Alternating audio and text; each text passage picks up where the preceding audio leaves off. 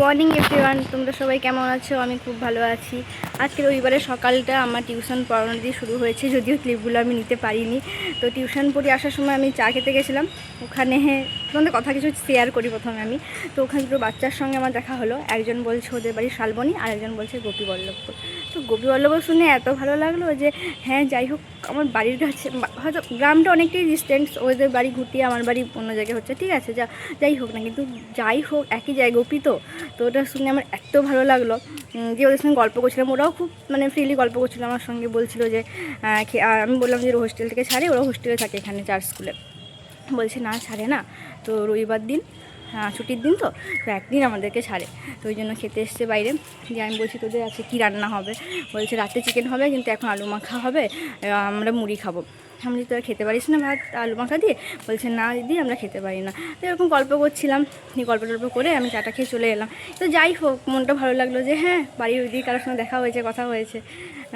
জানি না কেন, যদি শুনি যে বাড়ির ওইদিকে, মানে আমাদের বাড়ির সেদিকে কারোর বাড়ি বা কিছু, একটা মনে হয় যে হ্যাঁ, নিজের লোক, আপনজন।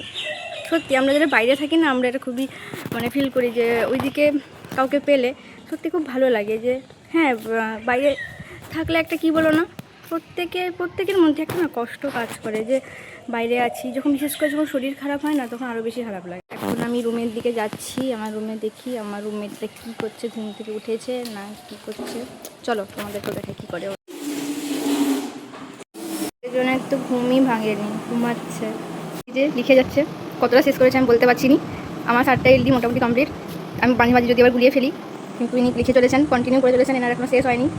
ওরা বলছে আমি মান সম্মান ডুবিয়ে দেবো লোকের সামনে।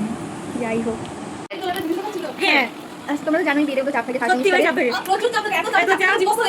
সত্যি চাপ থেকে যেটা বলছি, একই মেয়ে বললো সত্যি লেখালেখি অনেকই বাকি আমাদের, আর বেডটা আমার গোছানো হয়নি, কারণ সকালে পড়াতে গেছিলাম, দিয়ে এসে একটু মুড়ি খেয়ে আমরা লিখতে বসবো, আরও লেখা বাকি আছে। তার আগে আমি ভাবলাম ফেসপ্যাকটা একটু করে নিই, কারণ বহুদিন হলো কোনো স্কিন ক্যারি করিনি, দিয়ে লেখা হবে আর ট্যাগ লাগানো থাকবে। তারপর ভাবছি স্নান করে ভাত খেয়ে জানি ঘুমবো বা লিখবো, যাওয়া কিছুটা করবো, দিয়ে দেখি সন্ধ্যে দিয়ে একটু বেরো ঘুরতে। আর আমাদের প্রগতি বিশাল চাপ, তো 7টা দিয়ে কমপ্লিটই হয়নি, তবুও ফোন খেতে যাচ্ছে, কবে কমপ্লিট করবো জানি না। যাই হোক, টাটা, নেক্সট পার্টে দেখা হবে।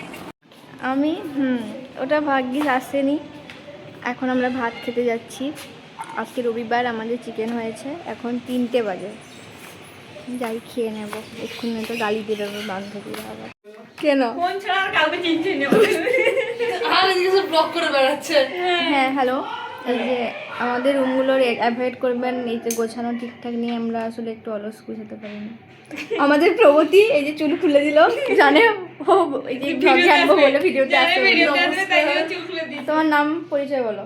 বলে দিয়েছি আমার নাম প্রগতি বলে। হ্যাঁ, বলে দিয়েছি, ঠিক ঠিক। না, টাইটেল বলো, টাইটেল আমার শুধু কি নামে আর হয়, টাইটেলও বলো। আরেকদম দেখাবো কি বলো? এই জামাটা দেখাও না মা।